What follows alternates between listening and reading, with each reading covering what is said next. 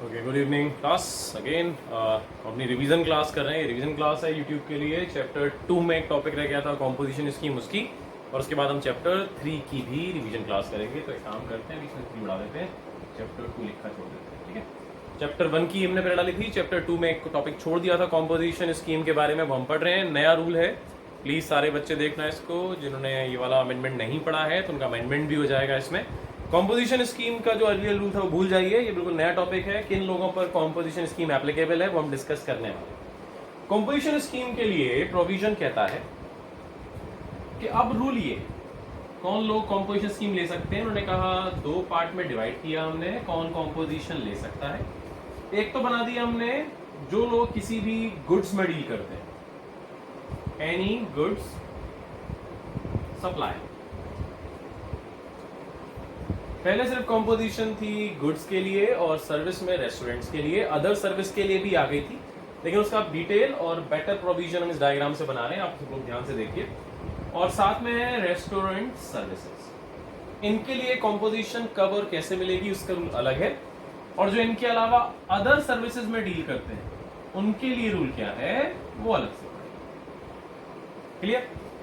तो अगर आप गुड्स में डीलिंग करते हैं या फिर आप रेस्टोरेंट सर्विस में डीलिंग करते हैं तो प्रोविजन कहता है कॉम्पोजिशन आपको तब मिलेगी जब आपकी जो लिमिट है टर्नओवर की, लास्ट ईयर की चेक करेंगे, करंट ईयर की नहीं, प्रीसीडिंग ईयर की। मतलब अगर प्रीवियस ईयर 19-20 में आपको एग्जामिनर पूछ रहा है प्रीवियस ईयर 19-20 में कॉम्पोजिशन मिलेगी या नहीं, तो हमें कौन से ईयर का टर्नओवर चेक करना पड़ेगा? 18-19 का। मतलब अगर मैं ये डिसाइड करूं 19-20 के लिए तो मुझे यहां पर किसका टर्नओवर चाहिए? 18-19 का। तो अगर आप गुड्स में डीलिंग करते हैं या आप रेस्टोरेंट सर्विस देते हैं और आपका लास्ट ईयर का टर्नओवर अगर अप टू 75 लाख है तो आप कंपोजिशन स्कीम के लिए एप्लीकेशन दे सकते हैं, अप टू मैक्सिमम। या फिर अगर अप टू 150 लाख है तो आप कंपोजिशन स्कीम के लिए अप्लाई कर सकते हैं। अभी 75 और 150 लाख में कुछ स्टेट के लिए 75 लाख है और कुछ स्टेट के लिए क्या है? 150 लाख। कौन कौन सी स्टेट्स के लिए है? अरुणाचल प्रदेश, मणिपुर, मेघालय, नागालैंड, मिजोरम, सिक्किम, त्रिपुरा, उत्तराखंड। इन सब के लिए लिमिट लगेगी 75 लाख की, और इनके अलावा जो भी स्टेट्स हैं उनके लिए लिमिट लगेगी आपकी 150 लाख। तो मतलब आगरा में अगर कोई पूछता है कि भाई ये बताओ कि मुझे कॉम्पोजिशन मिलेगी तो कौन सी लिमिट हम बताएंगे? हम बोलेंगे लास्ट ईयर अगर आपका टर्नओवर 150 लाख से कम है, 18-19 का, तो 19-20 में आप कॉम्पोजिशन ले सकते हैं। ठीक है? अब कॉम्पोजिशन में एक नई कहानी आ गई। अच्छा, अदर सर्विस में यही रूल सेम, प्रीसीडिंग ईयर का चेक करेंगे। जैसे एक सीए, एक सीएस, ये लोग पूछते हैं कि हमें कॉम्पोजिशन चाहिए, तो वो लोग इनमें नहीं आएंगे, वो इसमें फॉल करेंगे। तो इनके लिए प्रीसीडिंग ईयर 18-9 का, यहाँ स्टेट वाइज नहीं है, यहाँ फिक्स कर दिया प्रीवियस ईयर 18-9 का टर्नओवर अप टू कितना होना चाहिए? 50 लाख। तभी ये लोग कॉम्पोजिशन में जा सकते हैं। अगर यहाँ टर्नओवर 50 से ऊपर है, यहाँ 75 से ऊपर लास्ट ईयर का, यहाँ 50 से ऊपर, तो करंट ईयर में कॉम्पोजिशन आपको नहीं मिलेगी। ओके, अगर ये अदर सर्विस वाले कॉम्पोजिशन में जाते हैं तो ये ना तो गुड्स में डील कर सकते हैं और ना रेस्टोरेंट्स में डील कर सकते हैं। ये अपनी ही सर्विस प्रोवाइड कर सकते हैं, सिर्फ ये ना गुड्स प्रोवाइड कर सकते हैं साथ में, ना ही रेस्टोरेंट सर्विसेज। और ऐसा करने पर इनके लिए रूल क्या है कि इनको 3% के हिसाब से जीएसटी देना पड़ेगा। तो 3% सीजीएसटी, 3% एसजीएसटी, या फिर अगर आईजीएसटी की बात करें वो तो खैर एप्लीकेबल होगा भी नहीं क्योंकि इंटर स्टेट ट्रांजैक्शन करना अलाउड नहीं। बट फिर भी फॉर एग्जांपल अगर हम बात करें तो आईजीएसटी या कंबाइंड रेट मैक्सिमम कितनी हो जाएगी? 6%। ओके, तो अदर का प्रोविजन तो आसान है, 50 लाख से तक रहने पर करंट ईयर में मिलेगा, और करंट ईयर में आप रजिस्ट्रेशन करा सकते हैं और उसके बाद आप एज अ कंपोजिशन स्कीम में टैक्स दे सकते हैं। यहां तक की बात हो गई क्लियर? अब करंट ईयर में भी इनको सिर्फ बेनिफिट 50 लाख तक ही मिलेगा। 50 लाख से ऊपर का अगर टर्नओवर करंट ईयर में किया तो उस पर नॉर्मल स्कीम एप्लीकेबल हो जाएगी। ये 6% भी किस लिमिट तक आप सिर्फ बेनिफिट ले सकते हैं? Up to 50 lakh. उसके ऊपर गया नॉर्मल स्कीम। सेम यहां पर भी अप टू 75 लाख ईयर होने पर करंट ईयर में भी आप 75 लाख तक क्या ले सकते हैं? Composition scheme. उसके ऊपर गए तो क्या लग जाएगी? Normal scheme. Up to current year में भी अप टू 150 लाख आप क्या ले सकते हैं, कॉम्पोजिशन स्कीम। उसके ऊपर गया तो क्या लग जाएगी, नॉर्मल। क्लियर। अब इन केसेस में प्रोविजन एक और आ गए। अब एक प्रॉब्लम क्या राइज हुई, जैसे कोई गुड्स का डीलर है, जैसे मान लीजिए आप एसी बेचते हैं, इलेक्ट्रॉनिक का सामान बेचते हैं, तो आप गुड्स में डील करते हैं, आपने का कॉम्पोजिशन चाहिए, बट आप रिपेयरिंग सर्विस भी देते हैं, उस चीज की देनी ही पड़ती है प्रैक्टिकल लाइफ में, तो आप गुड्स के साथ क्या देंगे, अदर सर्विस। और यहां सिर्फ पहले रूल क्या था कि सिर्फ गुड्स के लिए है, और सर्विस में कौन सा है, सिर्फ रेस्टोरेंट सर्विसेज, और वो देना चाहता है अदर सर्विस, तो अदर सर्विस के लिए पहले कॉम्पोजिशन थी ही नहीं। तो ऐसे लोगों को दिक्कत होती थी जो गुड्स के साथ कोई और सर्विस भी दे, और इन केस ऑफ रेस्टोरेंट भी ऐसा होता है। अगर आप रेस्टोरेंट में डील करते हैं तो सर्विस के साथ आप गुड्स भी बेच रहे हैं। आप किसी को, कोई आपसे रेस्टोरेंट में आता है और कोल्ड ड्रिंक मांगता है, तो आप अलग से कोल्ड ड्रिंक भी बेचते हैं। तो अगर आप उसके साथ गुड्स बेचे तो उनको भी यही दिक्कत आती थी, क्योंकि यहां या तो क्या कर सकते हैं, सिर्फ गुड्स, या तो सिर्फ रेस्टोरेंट की सर्विसेज, साथ में कुछ और सर्विस नहीं दे सकते। रेस्टोरेंट वाले भी अगर कोई और सर्विस देना चाहें तो वो अलाउड नहीं था। तो जीएसटी ने अमेंडमेंट किया और कहा कि जो लोग इस कैटेगरी, देखिए इस कैटेगरी वालों को कोई और गुड्स या सर्विस देना अलाउड नहीं है, वो जिस कैटेगरी में रजिस्टर्ड है सिर्फ वही सर्विसेज देंगे। लेकिन अगर आप इस कैटेगरी में रजिस्ट्रेशन ले रहे हैं, मतलब आप गुड्स में डील करते हैं या रेस्टोरेंट्स में, तो आप सर्विसेज दे सकते हैं, अपनी गुड्स वाला माल भी बेच सकते हैं और अपनी रेस्टोरेंट सर्विस भी दे सकते हैं, प्लस इसके साथ में इन दोनों के लिए अदर सर्विसेज देने की भी परमिशन दे दी गई है। पहले जो अदर सर्विस देना चाहता था उसके लिए कंपोजिशन थी नहीं, अब अदर सर्विस भी दे सकते हैं, लेकिन अदर पे रेट क्या होती है, 6। तो आपको 6 से नहीं देना है। अगर आप यहां रजिस्टर्ड है तो आप रेट इसी से देंगे। यहां गुड्स के केस में रेट क्या लगती है, 1%, 0.5, और रेस्टोरेंट सर्विस में कितनी लगती है, 5%, 2.5। तो अगर आप अदर देंगे, आप रेस्टोरेंट के साथ अदर देंगे तो भी रेट क्या रहेगी, 5। अगर आप गुड्स के साथ अदर देंगे तो भी रेट क्या रहेगी आपकी, 1%। क्लियर। तो अदर सर्विसेज भी दे सकते हैं गुड्स के सप्लायर और रेस्टोरेंट वाले। ध्यान रखना ये इस कैटेगरी के लोगों के लिए बेनिफिट है, लेकिन अदर सर्विस देने की एक लिमिट एप्लीकेबल कर दी है मैक्सिमम, कि अगर आप ये लोग चाहें तो कॉम्पोजिशन स्कीम में रेस्टोरेंट और गुड्स के साथ अदर सर्विस भी दे सकते हैं, लेकिन वो मैक्सिमम इतने रुपए की हो सकती है, that is 10% of turnover preceding year का, और 5 लाख, whichever is high।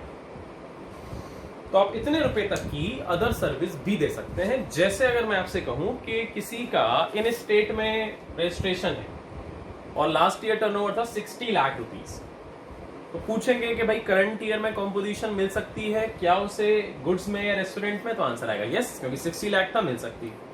अब करंट ईयर में 60 लाख होने पर करंट ईयर में एग्जेम्पशन मिली, कॉम्पोजिशन का बेनिफिट मिला, तो यानी कि करंट ईयर में अभी 75 लाख रुपीस तक अपना टैक्स कैसे दे सकता है, कॉम्पोजिशन के थ्रू। ठीक है। अब 75 में अगर वो रेस्टोरेंट वाला है तो कितनी अदर सर्विस दे सकता है, तो रूल कहता है पिछले साल के टर्नओवर का 10%, यानी कि 6 लाख और 5, हायर इज 6। तो 75 में से 6 लाख तो अदर दे सकता है मैक्सिमम, और 69 लाख कौन सी हो सकती है, रेस्टोरेंट सर्विसेज। अगर अदर 6 से ऊपर निकली तो स्कीम क्या हो जाएगी, कैंसिल। वैसे ही मान लीजिए कोई यहां पर है, उसका लास्ट ईयर टर्नओवर था 1 करोड़ 30 लाख, 130 लाख, तो 10% यानी कि 13 लाख रुपए और 5 लाख, हायर इज 13 लाख। तो अगर वो यहां वाली कैटेगरी में जाता है तो भी 150 लाख में से 13 लाख की दे सकता है अदर सर्विस, और बाकी क्या होगी, गुड्स। या रेस्टोरेंट चला रहा है तो उसमें से भी 150 लाख में से 13 लाख की क्या दे सकता है, अदर, और बाकी कौन सी प्रोवाइड करनी पड़ेगी, रेस्टोरेंट सर्विस। ऐसा करने पर जो अदर है उस पर भी रेट क्या लगेगी, यही वाली, ये रेट एप्लीकेबल नहीं।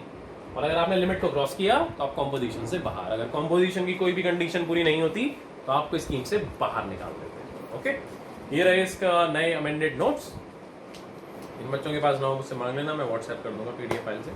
Composition scheme, a person allowed this scheme if his turnover in previous preceding year does not exceed following limit. पहले इस वाले केस की बात है, डायग्राम ज्यादा बेटर है, थ्योरी से ज्यादा आपको डायग्राम से समझ में आ जाएगा, अच्छी तरह नोट कर लीजिएगा। मैं हट जाता हूँ, देखो साफ दिखाई देगा आपको, अब नोट कर लेना। ठीक है, तो limit for only restaurant services and any good supply, separate limit है state wise, Arunachal Pradesh, Manipur, Meghalaya etcetera.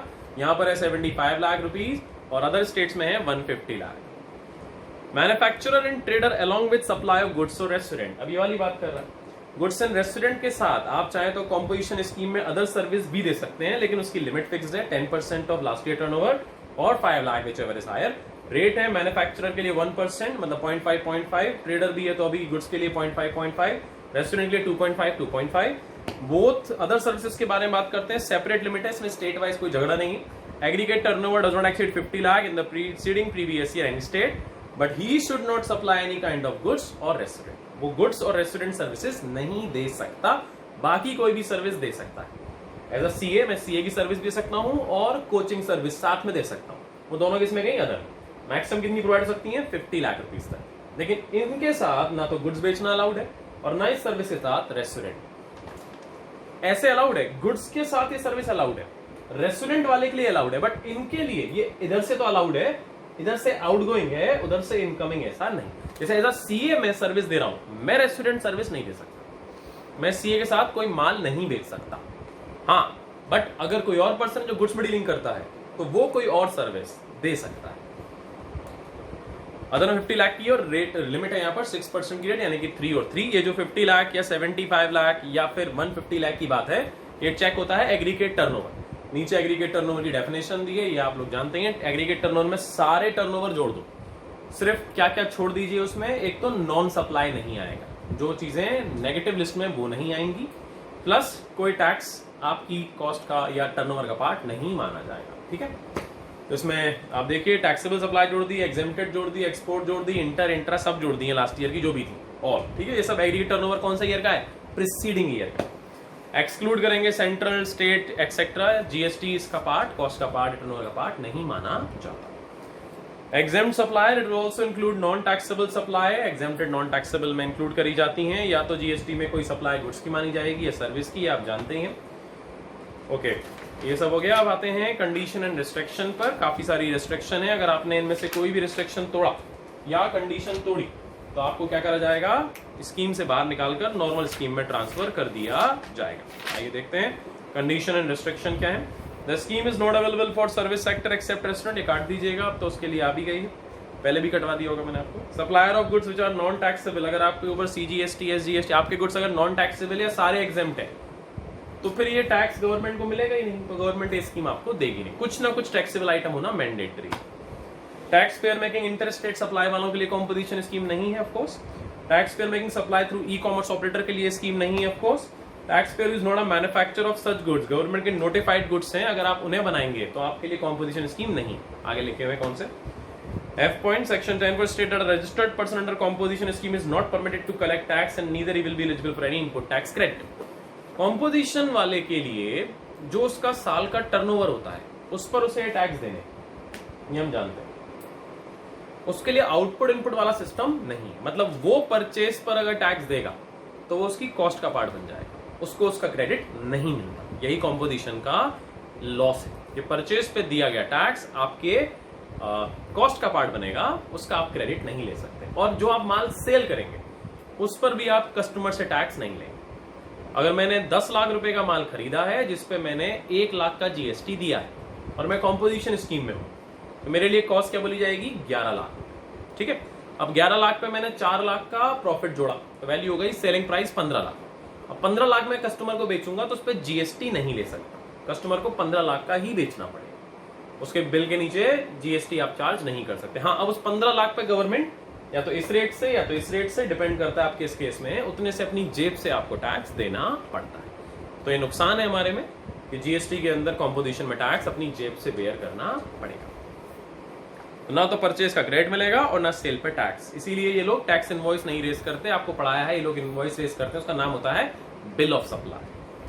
All registered person having same PAN must opt to pay tax under composition scheme. Composition scheme मतलब अगर एक आपके ऑफिस ने, आगरा में office है, उसने ली composition, तो पूरे इंडिया में जितने भी आपके ब्रांचेस हैं उन सबको भी क्या मिलेगी, कॉम्पोजिशन। तो आप या तो नॉर्मल स्कीम में जाएंगे सारे ऑफिसेस, या किस में जाएंगे, कॉम्पोजिशन। एग्रीगेट टर्नओवर के लिए भी सारे ऑफिसेस, सारे ब्रांचेस का जो एक पैन नंबर से अटैच्ड है, उनका सबका टर्नओवर जोड़ के लिमिट 75, 50 या 150 की चेक की जाती है। Section 175 also state that notwithstanding anything contained in section 1 of section 16 and 1 of 18 input tax rate आपको नहीं मिलेगा of course. The composition scheme optional है, मैंडेटरी नहीं है। आप चाहें तो इस स्कीम में आए और चाहें तो नॉर्मल स्कीम के अकॉर्डिंग टैक्स दे सकते हैं। He is neither a casual taxable person. Composition casual और नॉन रेजिडेंट के लिए नहीं है, जो आगे चैप्टर 7 में डिस्कस किए जाएंगे। The goods held in stock, जो भी आपने पहले स्कीम में आने से पहले जो आपने स्टॉक रख रखा है, क्लोजिंग स्टॉक, उसमें जो टैक्स दिया हुआ है, मान लीजिए आप लास्ट ईयर नॉर्मल स्कीम में थे तो 31 मार्च को स्टॉक है आपके पास 80 लाख रुपए का, जिसपे जीएसटी दिया है 8 लाख रुपए, क्योंकि आप नॉर्मल स्कीम में थे तो 8 लाख का क्या था, आईटीसी। 1 अप्रैल से आपने कहा मैं जाऊंगा कॉम्पोजिशन में, तो वो 80 लाख में आपका 8 लाख क्रेडिट अब कॉस्ट का पार्ट बन जाएगा, उसका भी आप टैक्स का क्रेडिट नहीं ले सकते। From an registered supplier and when purchase he pay tax under reverse charge, और फ्यूचर में जो भी आप खरीदेंगे माल अपनी जेब से टैक्स देंगे, सामने वाला अगर अनरजिस्टर्ड है तो रिवर्स चार्ज के अकॉर्डिंग टैक्स देंगे। वो तो सबके लिए हो गया, जो भी रजिस्टर्ड लोग होते हैं अगर वो किसी ऐसे पर्सन से माल खरीदें जो अनरजिस्टर्ड है तो उन्हें रिवर्स चार्ज में टैक्स देना है, वो आगे भी आएगा टॉपिक। ही शैल पे टैक्स इन रिवर्स चार्ज 9394 में इनवर्ट सप्लाई ऑफ गुड्स और सर्विस और both. He was not engaged, हमने कहा था कुछ गुड्स के वालों के लिए गवर्नमेंट ने कॉम्पोजिशन हटा दी है, ये रहे आइसक्रीम, अदर डेबल आइस, पान मसाला एटसेट्रा, इन पर कॉम्पोजिशन स्कीम नहीं लग सकती। कॉम्पोजिशन टैक्स बिल वाले को लिखना पड़ेगा अपने ऑफिस के बाहर कि मैं कॉम्पोजिशन में रजिस्टर्ड हूँ। He shall mention the word composition taxable person अपने हर नोटिस पर, साइन बोर्ड पर, और मुझे टैक्स कलेक्शन की परमिशन नहीं है, ये इनवॉइस पे लिखा होगा। इंटीमेशन, ये प्रोसेस वर्ड है, आप जानते हैं, आपको गवर्नमेंट को एप्लीकेशन देनी पड़ेगी कि मैं स्कीम में आना चाहता हूँ। अगर सब कुछ ठीक रहा तो गवर्नमेंट आपको एप्लीकेबिलिटी दे देगी।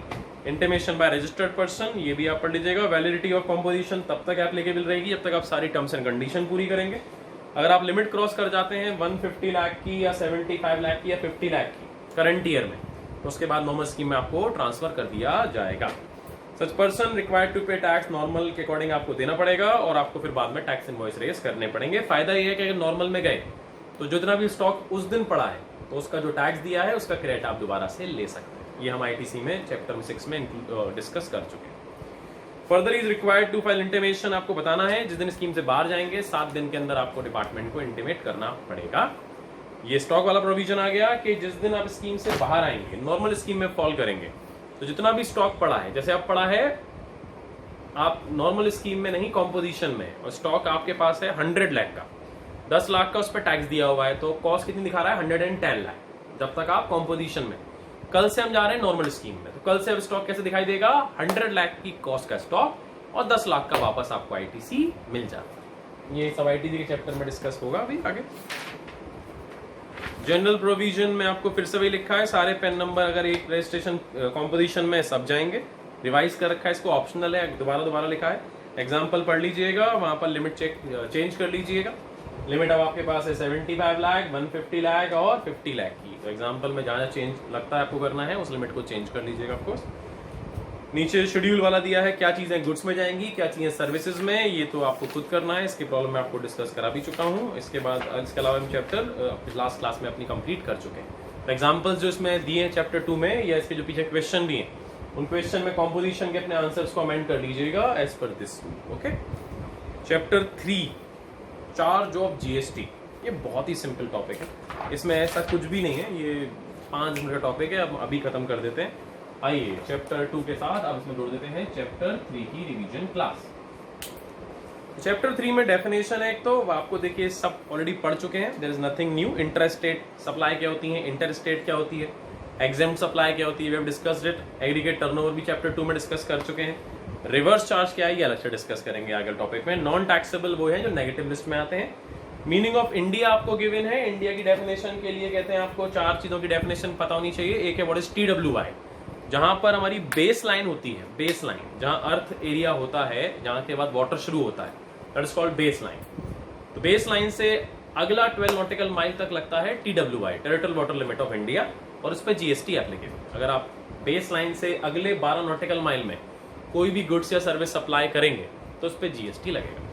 फिर बेस लाइन से जो 200 नॉटिकल माइल है उसे कहते हैं एक्सक्लूसिव इकोनॉमिक जोन, तो वहां जीएसटी लगेगा या नहीं, वहां टेम्परेरी सर्विसेज या गुड्स पे जनरली नहीं लगता। परमानेंट कोई एक्टिविटी करते हैं तो उस पर गवर्नमेंट लगा सकती है, ऑप्शनल है, ठीक है, वो हमें पता नहीं होता, डिपेंड करता है केस वाइज। और उसका नाम क्या है, एग्जाम में पूछे एमसीक्यू में what is exclusive economic zone, तो हम लिखेंगे from base line till 200 nautical mile. एक पूछ सकता है व्हाट इज कॉन्टिनेंटल शेल्फ, तो जहां TWI खत्म होता है, मतलब बेस लाइन से 12 नॉटिकल माइल है TWI, तो TWI से अगले 2 नॉटिकल माइल का जो एरिया है दैट्स कॉल्ड कॉन्टिनेंटल शेल्फ, मतलब वो वहां तक का एरिया जहां तक नीचे अर्थ बेस चल रहा है, जहां पूरा अर्थ खत्म हो जाता है, वहां हम कहते हैं टेक्निकली कॉन्टिनेंटल शेल्फ खत्म हो गया, और उसके बाद का एरिया कहते हैं हाई सी। तो 4 याद रखेंगे आप, TWI, EEZ, कॉन्टिनेंटल शेल्फ, और लास्ट होगा हाई सी। तो जहां अर्थ बिल्कुल खत्म हो जाती है, मतलब आफ्टर कॉन्टिनेंटल शेल्फ जो एरिया है we called it high sea area. Union territory क्या होती है वो बेकार है याद करना, नो यूज। 2 तरह के टैक्स देने की रिस्पॉन्सिबिलिटी है, one is called forward charge, other is called reverse charge. Forward charge वो केसेस हैं जिसमें कस्टमर टैक्स देता है, बेयर करता है, और जमा कराने की लायबिलिटी होती है सप्लायर। एंड रिवर्स चार्ज में उल्टा होता है। रिवर्स चार्ज 2 केस में एप्लीकेबल है, ये हम जानते हैं। पहले तो गवर्नमेंट के स्पेसिफाइड केसेस, जिसमें insurance agent, recovery agent, producer, singer, musician, GTA, goods transport agency, उसकी लिस्ट है पूरी, वो लोग इंक्लूड करेंगे। 7-8 थे, 2-3 ऐड और हो गए। तो एक तो वो स्पेसिफाइड केसेस हैं, अगर आप उन स्पेसिफाइड केस में फंस रहे हैं तो उस केस में जो रिसीवर है यानी कि कस्टमर, उसी को टैक्स बेयर करना है प्लस उसी को डिपॉजिट कराना है। तो जब कंज्यूमर को ही टैक्स बेयर करना हो और कंज्यूमर को ही टैक्स डिपॉजिट कराना हो तो उसे हम क्या कहते हैं, रिवर्स चार्ज। ठीक है, तो स्पेसिफाइड केसेस हैं, उनमें सप्लायर भले ही रजिस्टर्ड हो या ना हो, उसको कभी टैक्स नहीं जमा करना, हमेशा किसको कराना है, कंज्यूमर या रिसीवर। ओके। और एक अलग केस है जिसमें कहते हैं जब ऐसा हो कि रिसीवर क्या हो, रजिस्टर्ड, और सप्लायर क्या हो, अनरजिस्टर्ड। स्पेसिफाइड केस के अलावा स्पेसिफाइड में तो फर्क ही नहीं पड़ता कि सप्लायर रजिस्टर्ड है या नहीं, रिसीवर रजिस्टर्ड है या नहीं, उसमें हमेशा रिसीवर को ही जमा कराना है। वो बेचारा रजिस्टर्ड नहीं है तो रजिस्टर्ड होना पड़ेगा और जमा कराना पड़ेगा। और उनके अलावा वो केसेस, उन स्पेसिफाइड केसेस को छोड़ दें तो वो केसेस जिसमें सप्लायर रजिस्टर्ड नहीं है लेकिन रिसीवर रजिस्टर्ड है, जैसे मेरी firm Mangesh Sharma and company GST में रजिस्टर्ड है। अब मैं किसी दुकान से अगर सामान खरीदूं और वो दुकानदार रजिस्टर्ड नहीं, तो फिर उस केस में मैं किस कैटेगरी में फॉल करूंगा, सेकंड कैटेगरी। हाँ, मैं भी रजिस्टर्ड नहीं और वो भी रजिस्टर्ड नहीं तो GST नहीं, तो कोई टेंशन नहीं। लेकिन अगर वो रजिस्टर्ड नहीं और मैं रजिस्टर्ड हूं तो फिर मुझे उसका GST अपने पास से बेयर भी करना है और डिपॉजिट भी कराना है। तो वो वाले केसेस जाते हैं रिवर्स चार्ज में 2 सिचुएशंस में। एनालिसिस का फर्स्ट पॉइंट पढ़ लीजिएगा, मैक्सिमम रेट 40% है, यानी कि CGST GST की 20% है। रिवर्स चार्ज केस में क्या है, उसमें एक एग्जेम्पशन भी है, अप टू 5000 तक की एग्जेम्पशन है पर डे की। वैसे तो रिवर्स चार्ज गवर्नमेंट ने प्रैक्टिकली अभी डिबार कर रखा है, एप्लीकेबल नहीं है। सेकंड वाला केस एप्लीकेबल प्रैक्टिकली नहीं है, फर्स्ट वाला एप्लीकेबल, लेकिन फिर भी एग्जाम में पूछ ले तो 5000 की एक एप्लीकेशन हमारे पास लिमिट है रिवर्स चार्ज में, कि अगर मैं किसी दुकानदार से सामान खरीदता हूँ सिंगल डे में, वो रजिस्टर्ड नहीं, मैं रजिस्टर्ड, तो अप टू 5000 तक का सामान खरीदने पर there is no reverse charge concept is applicable. उसका एग्जांपल भी है यहाँ पर, इसे पढ़ लीजिए, ये देखिए। और supply on the basis of taxability, exempt supply वो होती हैं जिन पर गवर्नमेंट ने टैक्स रेट को एग्जेम्प्ट कर रखा है, they are part of aggregate turnover. Zero rate जिन पर रेट है और 0% है, they are part of aggregate turnover. Non taxable supply जिनको गवर्नमेंट ने अभी तक इंक्लूड ही नहीं करा, जो नेगेटिव लिस्ट में नहीं आते वो नहीं, नॉन टैक्सेबल जिनको गवर्नमेंट ने अभी तक टैक्स नहीं लगाया है। इसमें 6 आइटम है, पेट्रोल, डीजल एक्सेट्रा, 6 आइटम है, सिर्फ वो, उन पे GST नहीं, पुराना टैक्स लग रहा है अभी। देयर आर सम आइटम जिन पे अभी वैट एक्साइज लगता है, फ्यूचर में उन पर क्या लगेगा, GST। तो डायरेक्ट टैक्स लग तो रहा है लेकिन GST नहीं, कोई और लग रहा है। They are called non taxable supply, but they are also part of aggregate turnover. Taxable जिन पे GST लगता है, और नॉन सप्लाई वो जो नेगेटिव लिस्ट में आते हैं, ये these are not part of aggregate turnover. Non supply के अलावा ये सब एग्रीगेट टर्नओवर में भी इंक्लूड करे जाते हैं। तो चैप्टर 3 का रिवीजन बहुत ही आसान है, एक इंपॉर्टेंट चैप्टर हम पढ़ेंगे, चैप्टर 4 उसका रिवीजन करेंगे, दैट्स नेक्स्ट क्लास। तो पढ़ते रहो और बहुत जल्दी हम इंस्टाग्राम पे आएंगे प्रॉब्लम लेने के लिए, और मैं कोशिश करूंगा चैप्टर 1, 2, 3 इन तीनों की प्रॉब्लम हम एक ही बार में डिस्कस कर लेंगे। तो अपने जो प्रोविजन है वो निकाल के अपनी प्रॉब्लम लिख लीजिएगा। I will ask you to WhatsApp और सेंड मी वॉइस मैसेज और कॉल मी जब हम इसको डिस्कस करें। Stay safe, stay at home and all the best.